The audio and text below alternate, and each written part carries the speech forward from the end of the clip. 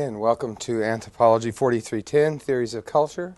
We are particularly pleased today to have two groups of students who will be doing dramaturgical presentations of sociobiology.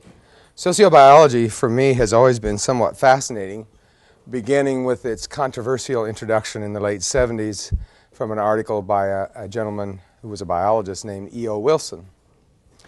And it was ascribing or giving forth the notion that animal behavior and human behavior have that much in common, and that biology is extremely important in influencing both. And that was, as I say, it was extremely controversial when the notion was first introduced. It raised charges of Nazi fascist type responses to the study of human behavior. It made anthropologists collectively, I think, fairly uncomfortable. And several books were published promoting these notions. And that was kind of the infancy of it. And as time passed and tempers cooled down and people became more moderated in their responses, they became to see that, meshed with some of the insights that had been gleaned from the subdiscipline in anthropology known as ethology, the study of the social life of, in this case, primates other than humans. This controversy between nature and nurture, biology and culture, what's the prime mover of human behavior? Is it the biological genetic DNA that we have, or is it, on the other hand, that which we learn from the time we're born till the time we die, which importantly determines the kinds of behaviors we engage in? And both sides to this debate have come up with interesting positionings of their ideas in terms of the relative weighting of biology versus culture. And so I'm interested to see today how these students have handled this problem, and they will be presenting, and then at the end I'll be discussing the topic in the time period or frame that's left to me. So without further ado, we now go to a work-study time break so the students can get set up, and then we'll have the first student group presenting, and then following that another work-study time, and then the second group. And then I'll be back. Thank you very much.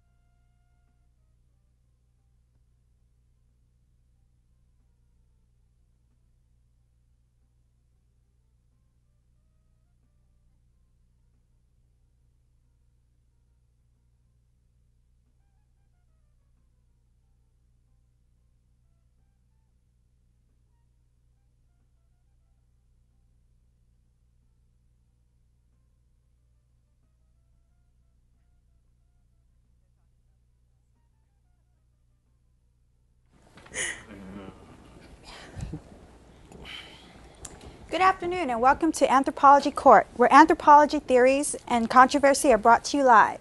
Today, Mother Nature has been brought to court by the social constructionists. According to them, culture is a social construct created out of human interaction. However, Mother Nature and her followers wreaked havoc on their theories by repeatedly stating and proving that culture is genetically constructed. In other words, we are born with certain ability to socialize, and biology predicts our behavior. Today, in our nature versus nurture case, the age-old question of just how much does biology have on behavior and culture will be settled. The prosecution in today's case is the infamous attorney and ardent supporter of cultural relativism, Joe D. Nature. Mr. Nurture touted a client base that includes Franz Boas, Margaret Mead, and Ruth Benedict. He is perhaps most well known for his best-selling book, I'm Okay, You're Too Genetically Determined. Chris Darwin, the defense will be represented by Chris Darwin. Chris Darwin is best known for her work in developing the precedent-setting Twinkie defense, where in the state of California versus White murder trial, the defense team contended that chemical-related depression came about through and was directly caused by the consumption of too many Twinkies. Thank you.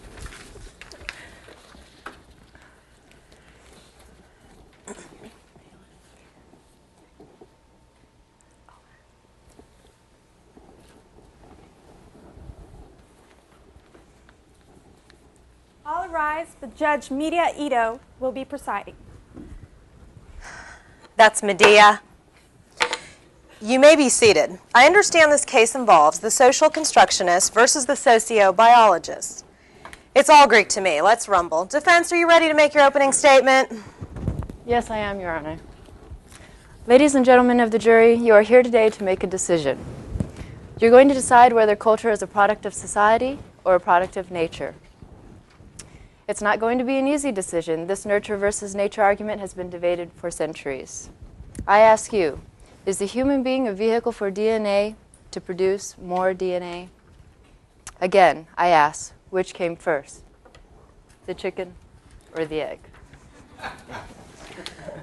Okay, prosecution, it's your turn. Are you ready to make your opening argument? Yes, Your Honor, thank you. Ladies and gentlemen of the jury, we're here today to determine which theory best describes human behavior.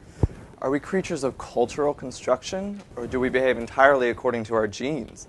Essentially, we're here to answer that age-old question of nature versus nurture. Well, your choice is quite obvious to me, being Joe D. Nurture.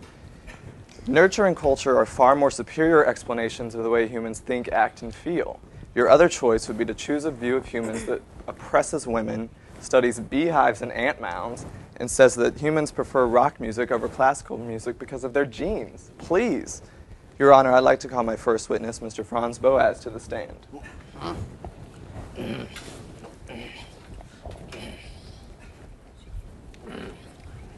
Excuse me.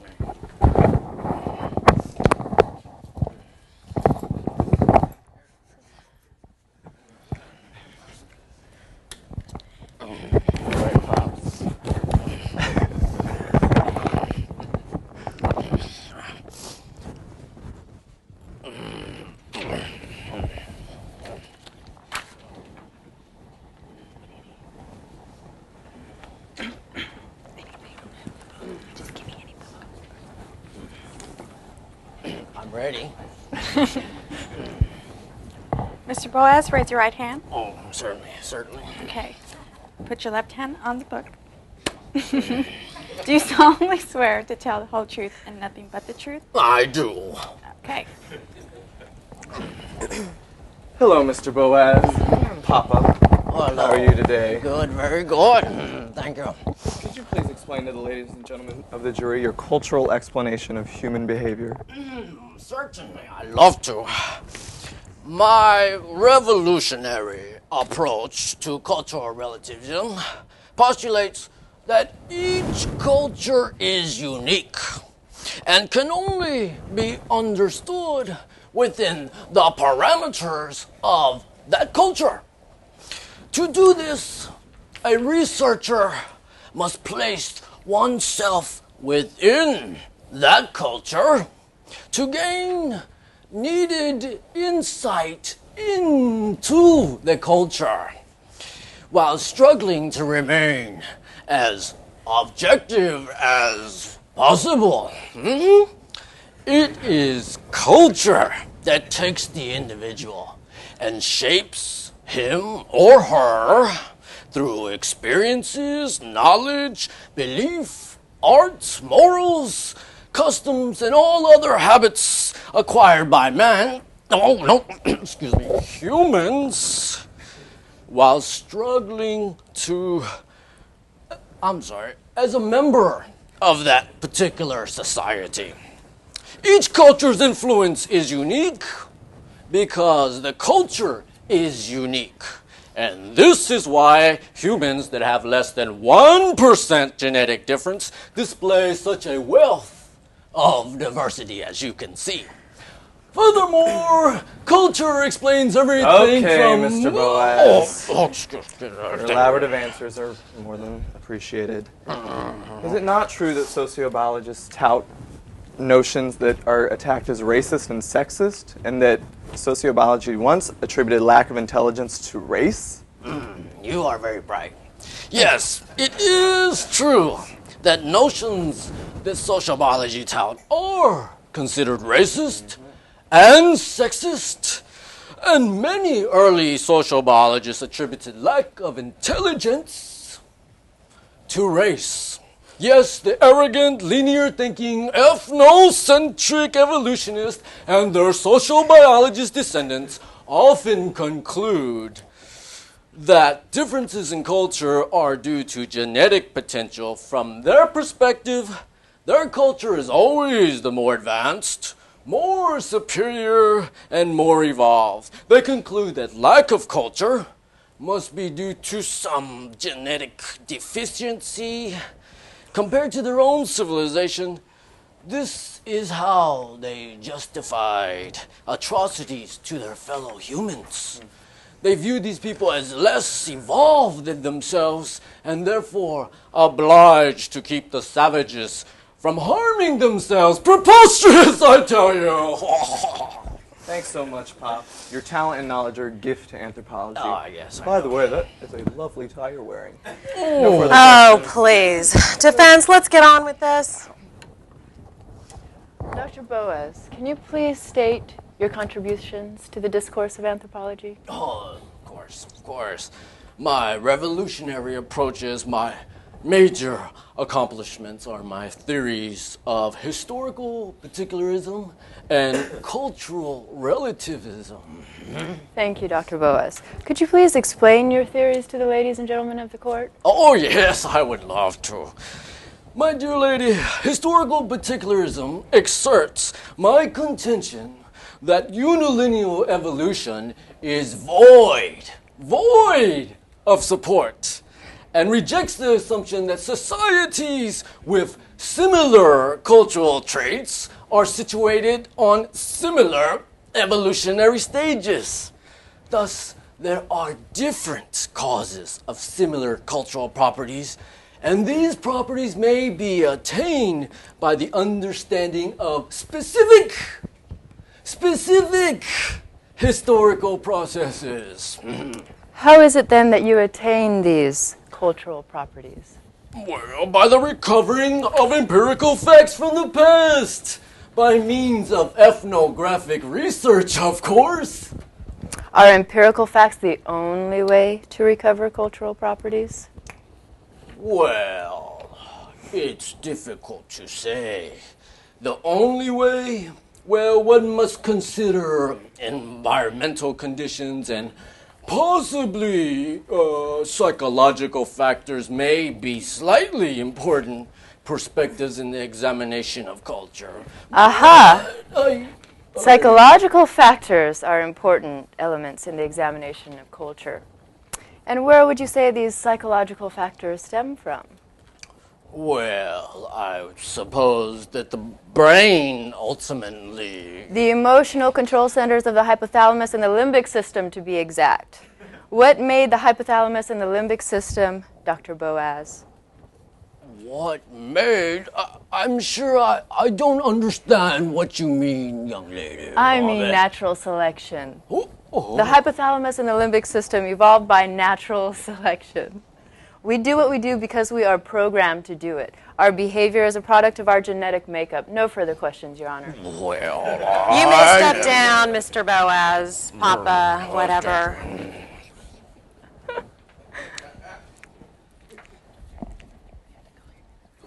Okay. Your Honor, I would like to call my first witness, Dr. E.O. Wilson.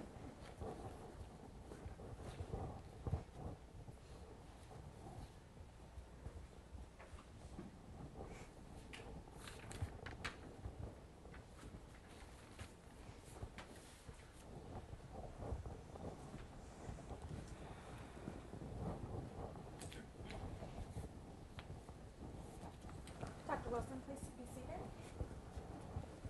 Okay, will you place your right hand up, your left hand on the book? Okay. Do you solemnly swear to tell the whole truth and nothing but the truth? I do. Dr. Wilson, what is sociobiology? Sociobiology is defined as a systematic study of biological basis of all social behavior. Behavior is no more than a visible expression of genetic information. Let's use lay terms here. Human beings, with their behaviors, are vehicles used to preserve and reproduce genes? Correct. And therefore, behavior is dictated by natural selection. Could you define natural selection within the context of sociobiology? Well, natural selection is the process whereby certain genes gain representation in the following generation superior to that of other genes located at the same chromosome positions. This implies devices are utilized to ensure the inheritance of a higher proportion of certain genes into subsequent generations. What devices are these? These are devices such as superior mating performance and care for the resulting offspring. These devices that promote prolonged individual survival. How then, Dr. Wilson, would you account for altruism? If it's all about natural selection and survival of the fittest, how do altruistic acts, which may cause an organism food, reproductive potential, or even its life, exist? Dr. Wilson, how can altruism possibly evolve by natural selection? Well, my dear, if you had read my book, The Morality of the Gene, available in local bookstores, paperback and hardbook, you would know the answer, kin selection. Listen up, Mr. Wilson. I'm not going to have you pimp your book in my courtroom. I'm sorry, Your Honor. I'll just put it away. Sales have been a little bit slow. Anyway, if the genes causing the altruism are shared by two organisms because of common descent, and if the altruistic act by one organism increases the joint contribution of these genes to the next generation, the propensity to altruism will spread through the gene pool. Is it possible, Dr. Wilson, that according to the present theory of sociobiology, some genes will produce emotional states that reflect the balance of counteracting selection forces? Well, emotional states are induced by an organism's encounter with a stressful situation. Love joins hate, aggression joins fear, etc. All to favor the maximum of controlling genes. What is good for the individual may not be good for the family. What preserves the family can be harsh on both the individual and the tribe to which its family belongs, and so on through the levels of organization. Counteracting selection on these different units will result in certain genes being multiplied and fixed, others lost, and combinations of still others held in static proportions. So tell me, Dr. Wilson, which came first, the chicken or the egg? The egg, of course. Ladies and gentlemen of the jury, please take note. Dr. Wilson has pointed to Exhibit A, the egg. Thank you, Dr. Wilson. No further questions, Your Honor. Your witness. Oh, Mr. Wilson, how exactly does your in-depth study of ants possibly correlate to any type of human behavior? I mean, isn't it true that over 90% of your research was done on animals? Objection, Your Honor. This is irrelevant. We're talking about the functional similarities between invertebrate and vertebrate societies, not structural differences between them. Relevant? I'll tell you what's relevant. Overruled. You may proceed.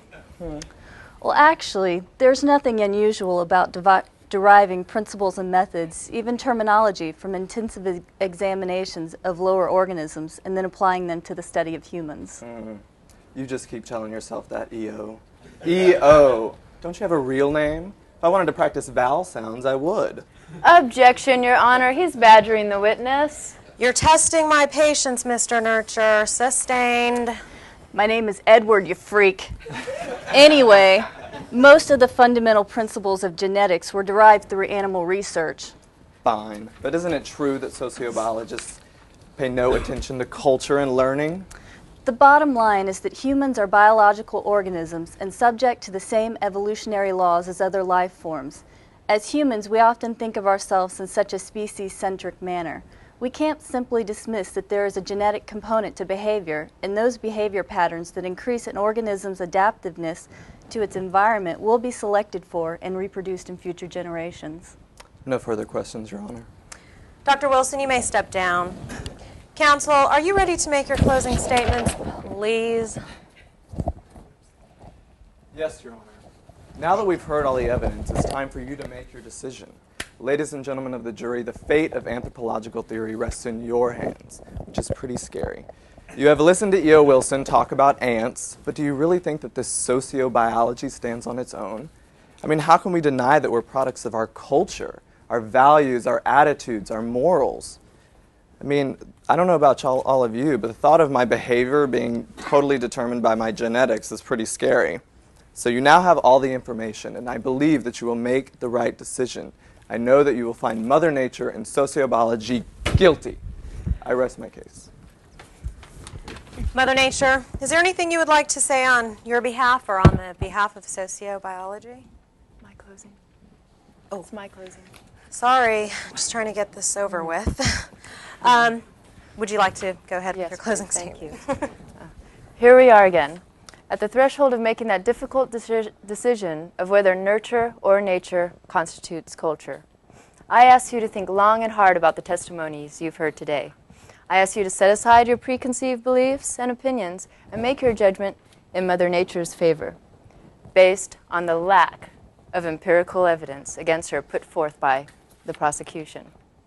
Can you decide on the premise that you, all of you, have not one inkling of doubt? That is the question. After considering the facts of the case, I am positive you'll agree that Mother Nature is not guilty. Thank you. Okay, Mother Nature. Is there anything you would like to say on your behalf or the behalf of sociobiology? Yes, Your Honor, there is. Sociobiology has changed a great deal since the publishing of Dr. Wilson's book. It has grown into the sciences of evolutionary biology, evolutionary psychology, and evolutionary anthropology. The breakthroughs of biologists in decoding the human genome have contributed a great deal to our understanding of how genetics and natural selection affect human behavior. Take the discovery of the fat gene, for instance, which has been shown to have significant correlation with obesity. Or the psychological studies that have shown that certain human attributes, such as lust or fear, the ability to appreciate music, and even the ability to make moral choices, are controlled by specific sectors in the brain, which are in turn controlled by the various hormones and chemicals the body produces. All of these things are controlled by the complex biological organism that is the human body, and not entirely dependent upon the culture in which that body lives. What I am getting at is that human behavior is in fact a complex thing that is a result of nature as much as nurture. William Irons, an anthropologist at Northwestern University and supporter of sociobiology, says that the basic issue is to determine if human behavior is adaptive, and if it is, what specific forms it would take in response to various environments.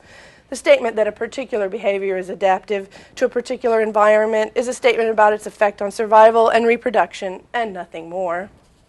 Napoleon Chagnon, the famed anthropologist and ethnographer of the Yanomamo Indians, comments that he does not understand why it is so difficult for a cultural anthropologist to accept the idea that human behavior has biological origins. Why is it so difficult, even repugnant, for humans to admit that they are as much a part of nature as a part of culture? Would admitting our naturalness reduce our capacity to effectively adapt to our surroundings? Does the optimistic conviction that nature is subordinate to culture confer any advantage in dealing with the external world in the past or in the present? The acceptance of sociobiology is a way that anthropology could get back those holistic ideals that Papa Franz says it has. It is a way that cultural and physical anthropologists could bridge the gulf that has grown between them, and to make this step, future field researchers must set aside the cliché of nature versus nurture and some of the preconceptions and prejudices that mark their profession's recent history, and responsibly reflect on the kinds of questions that aroused an earlier generation of students of man. Oh, and one last thing, Your Honor.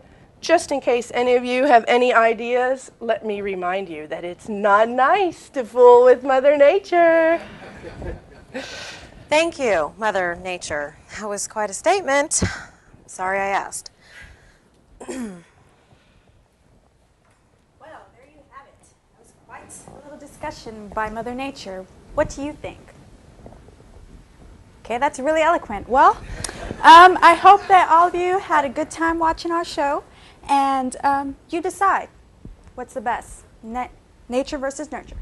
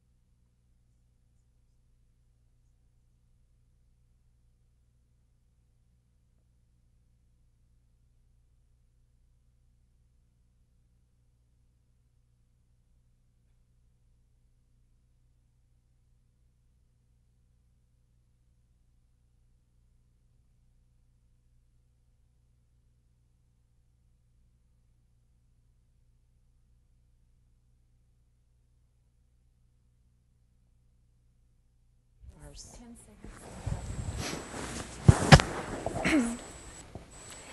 Good evening, ladies and gentlemen, and welcome to Politically Incorrect Anthropology. I'm your host for tonight's show, James Robinson. Tonight our topic for discussion is sociobiology. Because of the nature of tonight's discussion, I should begin by stating that the views and opinions expressed here do not in any way represent those of the station or broadcasting company. With that out of the way, I would like to begin by giving a brief overview of what exactly the field of sociobiology is all about.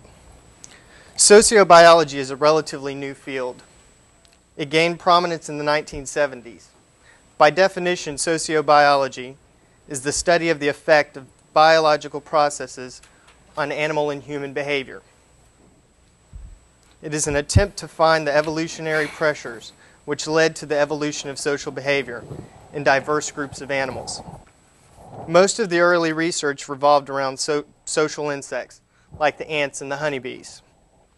But the controversial aspect of this field began when analyses were directed at human behavior.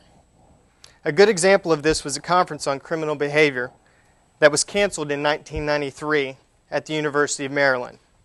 Some of the participants in the conference were to present theories and data concerning the genetics of criminal behavior in humans. Some of you might ask, why is this so controversial? Simply stated, we live in a society that believes that those that believe that our behavior is primarily shaped by our environment.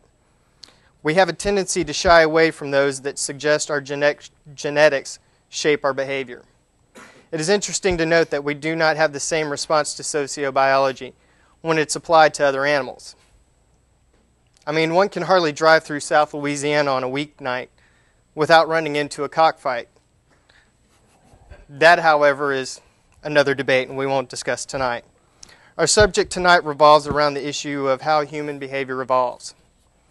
Our staff here at Politically Incorrect has diligently put together a panel of experts in the field of sociobiology. And at this time, I would like to bring them out and introduce them to you. Our first guest is Richard Dawkins. Mr. Dawkins received his doctorate from Oxford University and served as an assistant professor of zoology at the University of California at Berkeley. He has received numerous awards and accolades for his research and writings. His first book, The Selfish Gene, published in 1976, is responsible for bringing the field of sociobiology to the critical attention of anthropologists. He currently serves as vice president of the British Humanist Association. Please help me welcome Richard Dawkins. Our next guest is James Lett. Dr. Lett is a professor of anthropology and the chair of the Department of Social Sciences at Indian River Community College in Fort Pierce. He has written several books about the importance of scientific method in anthropology. Please help me welcome Dr. James Lett. Our next guest is Richard Lewontin. He is a biologist at Harvard University who has devoted much of the last 2 decades doing research in the field of gene selection. He has been a contributing force against the beliefs of the early sociobiologists. Please help me welcome Richard Lewontin. Our final guest is Edward Wilson. He is the leading proponent of sociobiology and following extensive work on ants and social insects like the honeybees. He wrote one of the first books on the subject in 1975, Sociobiology, The New Synthesis. A biologist from Harvard University, he too has been responsible for bringing the field of sociobiology to the attention of anthropologists. Please help me welcome Edward Wilson.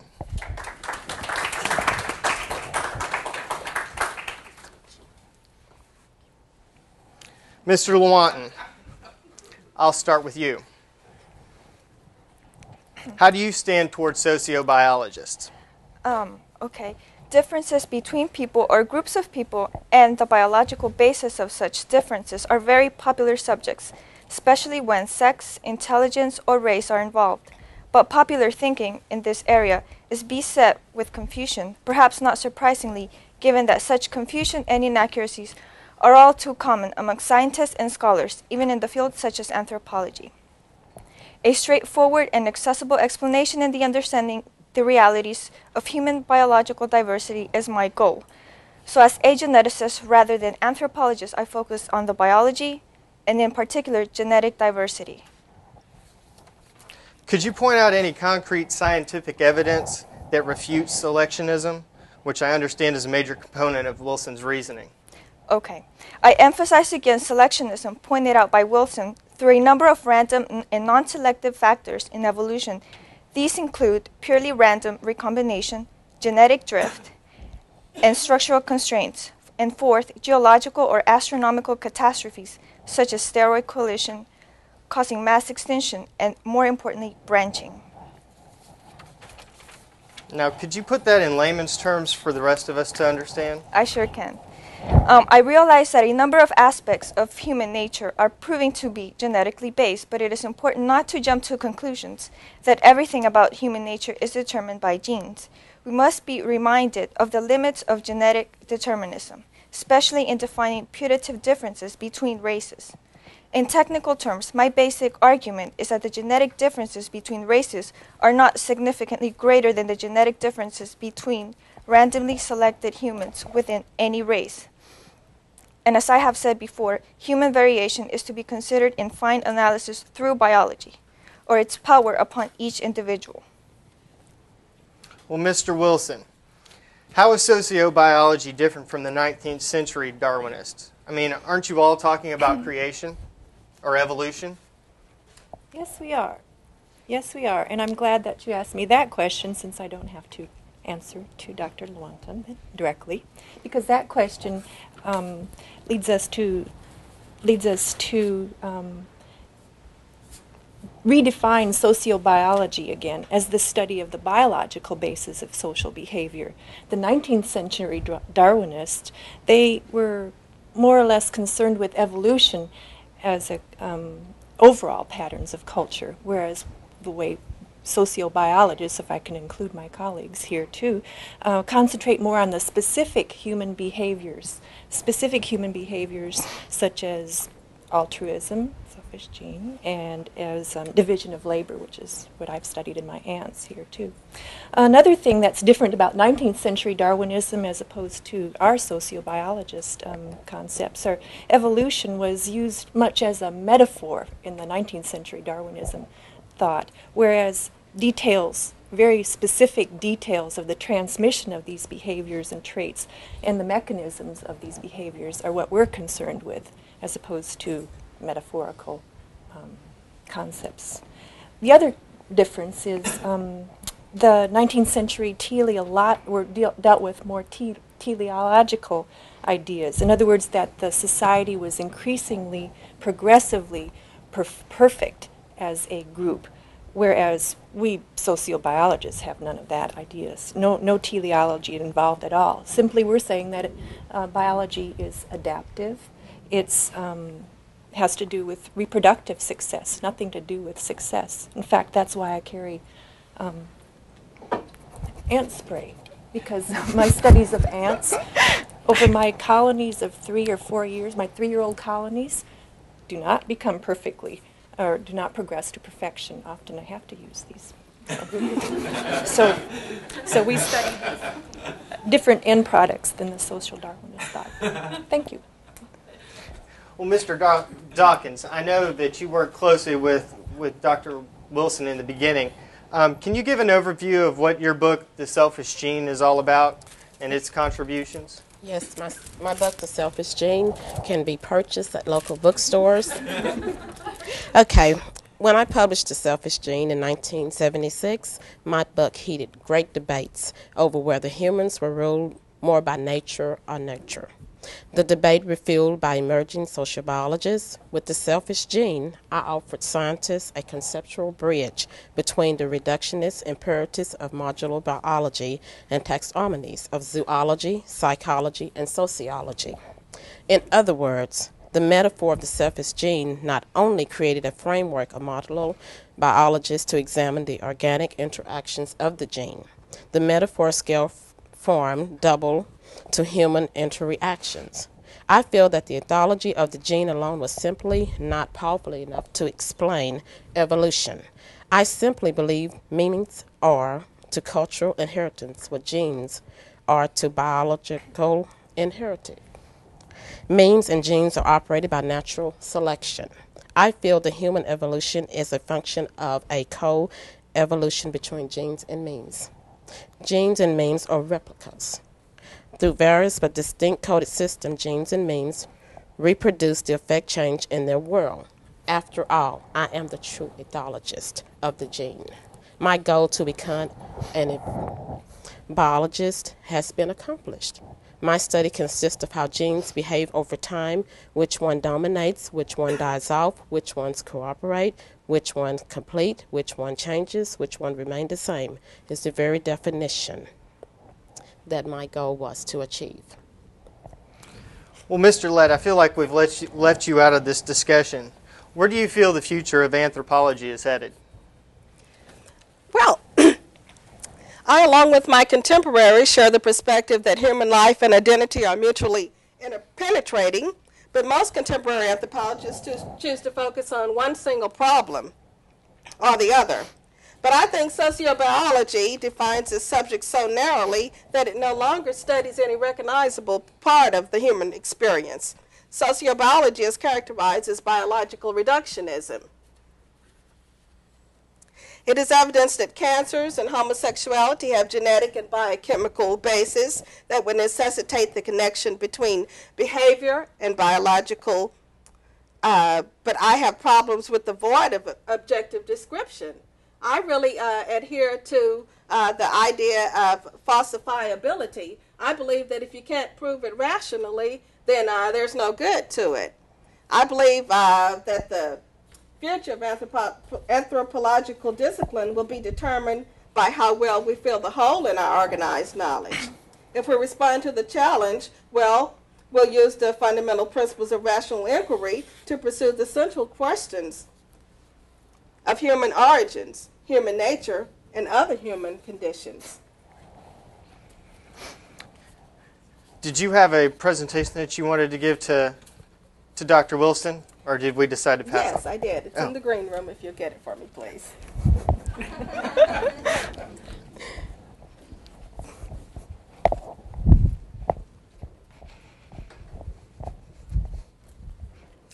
Thank you very much. You're welcome. Mr. Wilson, I brought this along for you. This is just a little gift for you. More ants. I know about your work with ants and how you've attempted to show how the worker ant gives up its reproductivity in order to aid the queen bee in reproductivity. Can you expound on that a little bit for me? Well, I think maybe Dr. Dawkins can also help me with that. The selfish gene was what I was studying for many years during the 50s, 60s, and 70s, and I thought there was a gene there. But as we look at it, it looks like there's more of a kinship relationship, or a kinship selection is what I think we'll refer it to. Yes, that's correct. And that's more like how the societies in the ant field would work together, I think. Okay, well, Mr. Dawkins, is that connected to your theory about the memes and how the memes are replicates of genes and how they're transmitted through cultural diversities? Yes, I totally agree. Okay. Well, thank you for that. I'd like to add something, though. I'd like to say, in the controversy that we as sociobiologists have had with the others that agree more about culture, is as biologists, we feel strongly that there needs to be a scientific, objective basis to all knowledge. And if someone feels that the results of our studies are not politically correct, that's not good enough. Just feeling good about what science is not what science is about. Getting it right, and then basing our social decisions on those tests, and carefully weighing our objective knowledge is what science really is. Don't you agree, colleagues? That's so true. Thank you. Well, that's about all the time we have for tonight's show. I'd like to thank our guests for being with us this evening. Thank you, studio audience, for joining us. And please join us next time when we discuss the issue of feminism in anthropology. Good night.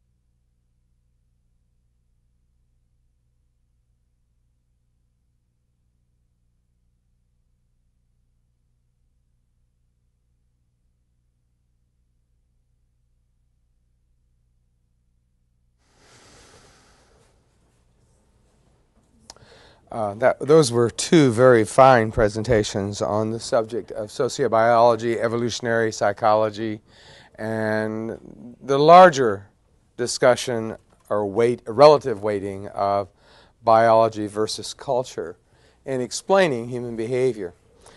I can remember in my own career, I've taught many years now, more than I care to tell you and won't, that the change in attitude and ideas relating to this very topic, and I know, as a matter of fact, that early on, there are many different strains in anthropological thought. If anything, I think it's that multivocality, multi-stranded kind of voice that anthropology has that really attracts so many and great variety of students. But very early in my career, the customary viewpoint would have been to have promoted cultural notions at the expense of biology.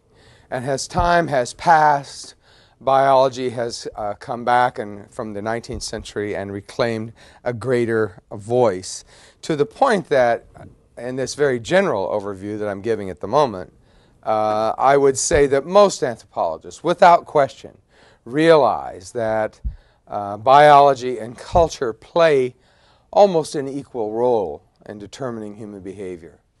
And that that is without question.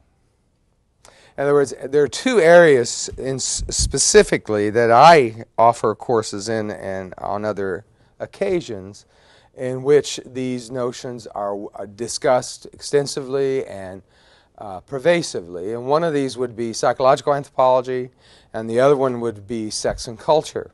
In both of these areas, these notions of the relative weighting of biology versus culture come into play.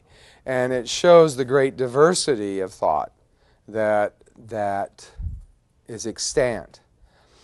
In earlier times, I think that ethology, again, the study of the social life of primates other than humans, kind of helped prepare anthropologists. The discussion gets refocused each generation. And in this earlier time, from the, say, 50s, when they started doing primate studies in Holland, in a kind of a controlled lab with chimpanzees, to the 60s where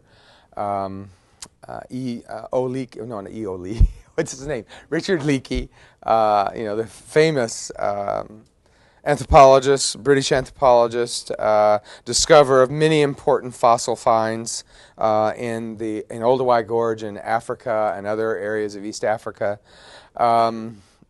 Published greatly in National Geographic, known all over the world, not only by anthropologists and professionals, but also by the layperson, any person who has any interest in the discussion of evolution, of human evolution, or the fossil evidence for human evolution, cannot help but bring in the contribution that E.O. Leakey has provided. In turn, a lesser-known role, I think, played by Leakey, Richard Leakey, is that he invited several females. I don't know why he always invited females, or maybe the males refused. But Phyllis J. is one that comes to mind. Jane Goodall is another one that comes to mind. Excuse me, it's LSV Leakey. His son is Richard. I finally got the initials. I knew they were initials. Anyway, he invited these folks to think about going to different areas of the world and where primates were gathered or lived, and to study them as a cultural anthropologist might.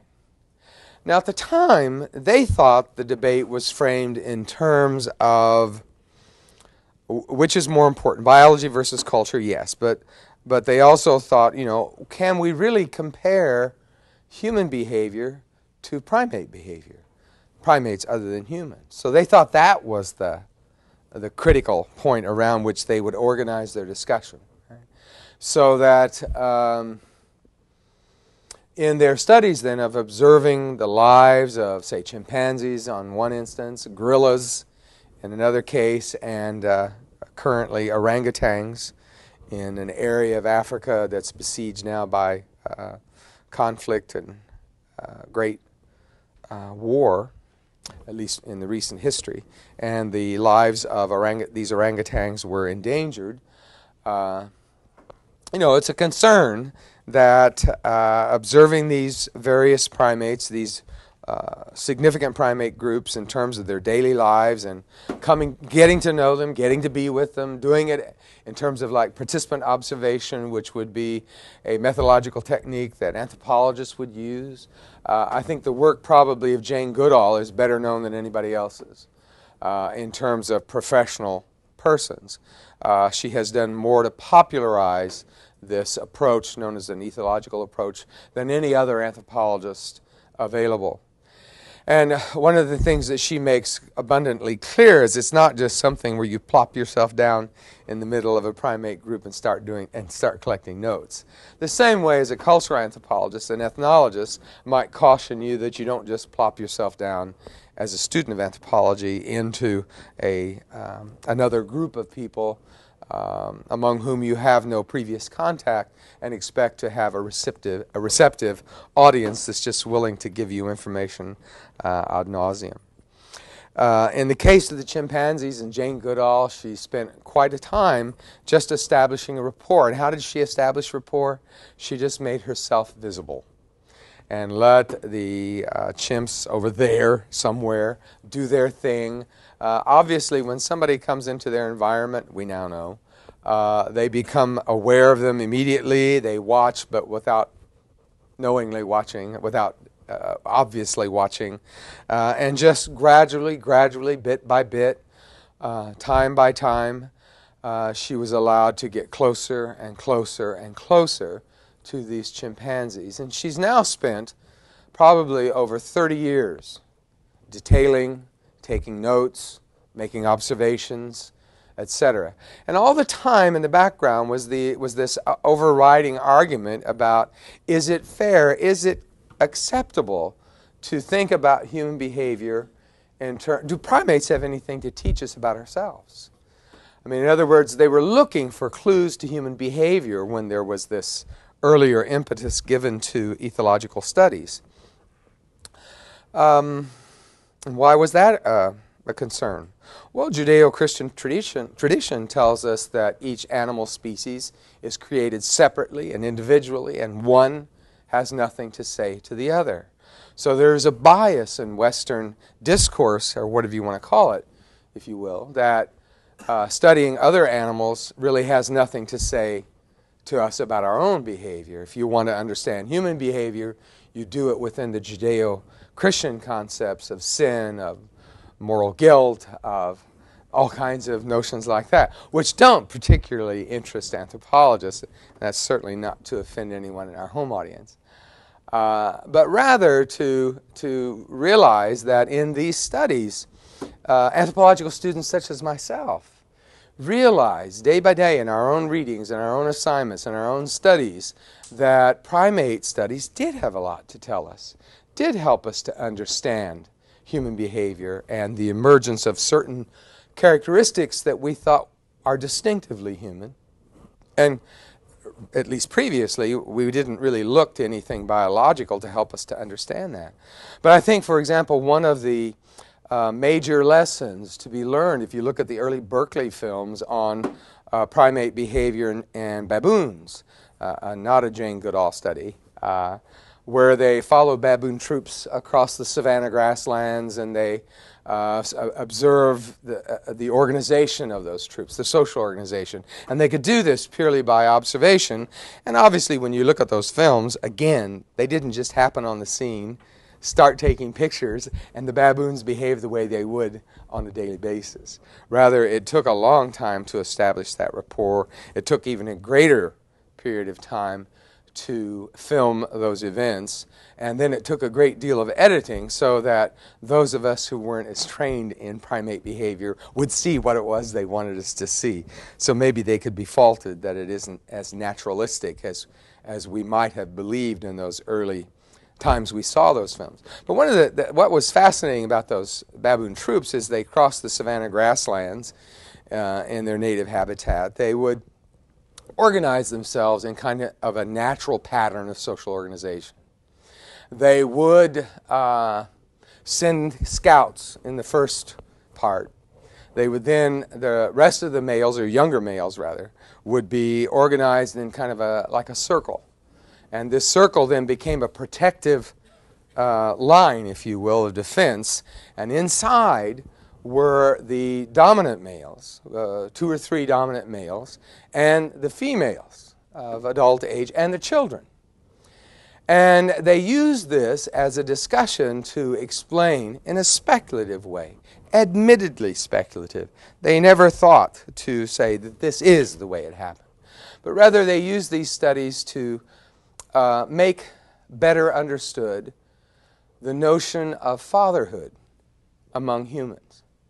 In other words, if you look at other animal species, other mammals even, you'll notice that there's always a great connection between mothers and their offspring. But very seldom do you see a great connection between fathers and their offspring, unless you're getting this account from Disney, or if you're getting this account from something like that, or at that level.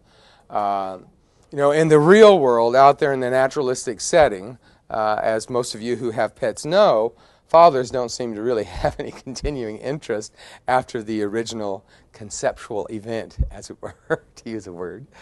And that after that, obviously, there is a kind of more natural, or readily comes to mind, a mother's reaction to and relationship with her offspring, and that continues for a certain while.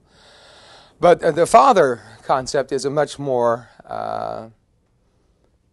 human type setting. But we see now that in baboons, at least according to these studies, and these were filmed events, and that was an innovation that was just coming into anthropology, especially into primate studies at that time, using the camera and 16mm film and all that, rather as opposed to tape. They didn't have all the blessings of technology that we seemingly have today. But they were able to capture this, and they were able to, show you those films, those movements of the baboon troop, and then they were able to stop it, obviously, and then to draw red rings around so they could show you, they could detail for you the positions of those various baboons. And they could show you that, indeed, these males, almost anticipating the altruistic gene notion, would be willing to sacrifice themselves for the ongoing success of their group.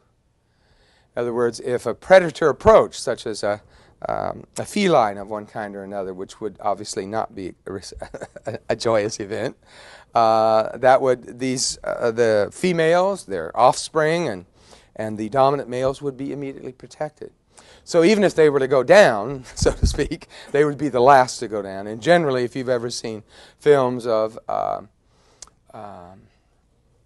the felines attacking baboons, you know that they usually get one off by itself.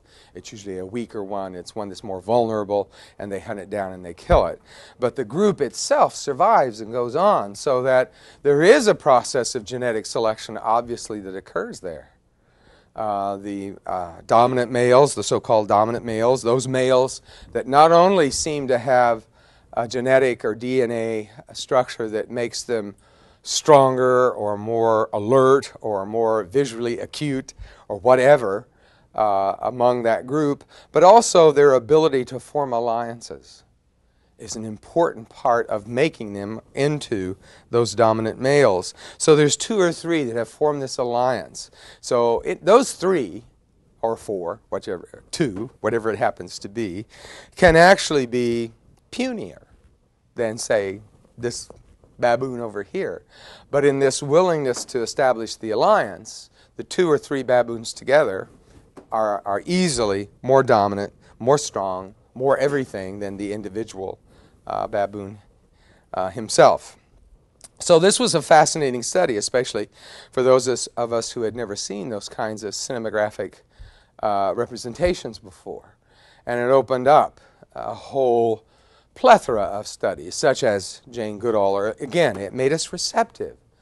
If Jane Goodall had occurred in 1930s, I don't think she would have gotten as much attention.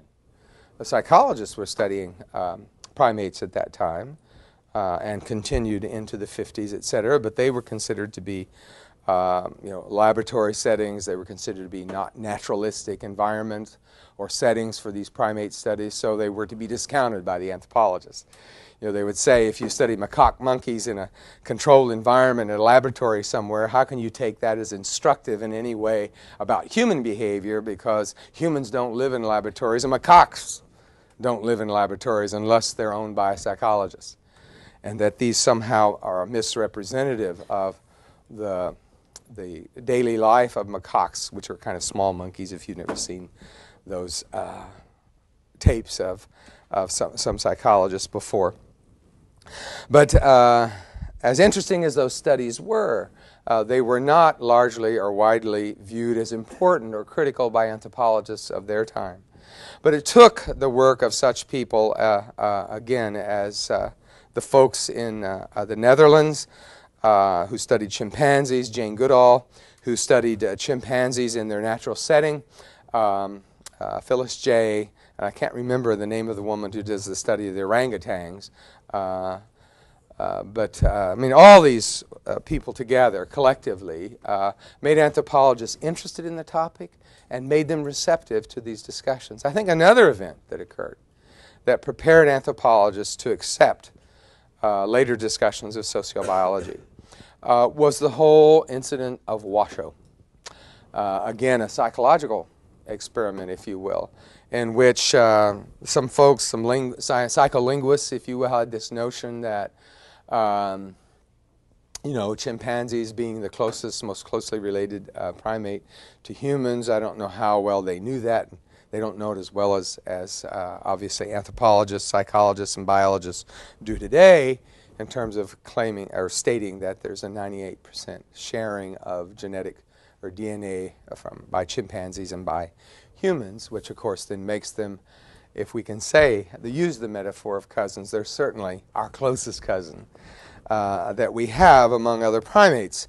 And if they have all these abilities, if they have this great propensity, as they seem to, for learned behavior, then why can't we do what is another strain or intellectual question which anthropologists and psychologists address in these studies that get at the heart of this debate between nature versus nurture? And that is the role of language in culture.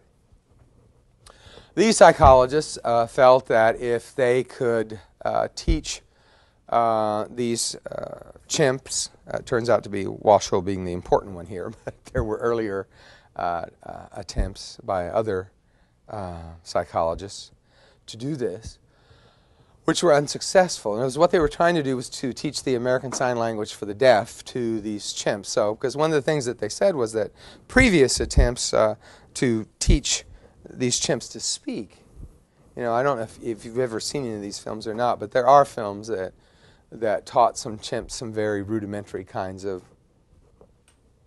we could call them, I guess, descriptors or place names or something like that. One was water, and they were able to get the chimp to say wah wah. And another one was mother. They got the chimp to say mama, but they had to hold what would have been the lips so it could make a bilabial stop, which is muh sound. So the chimp wasn't even able to make that sound on her own, if I recollect specifically. And that was kind of an artificial one. But they were able to get the chimp to come up with about 4 words plus mama, whatever that were. And so by and large, it was considered a failed experiment, although it interested a great number of people.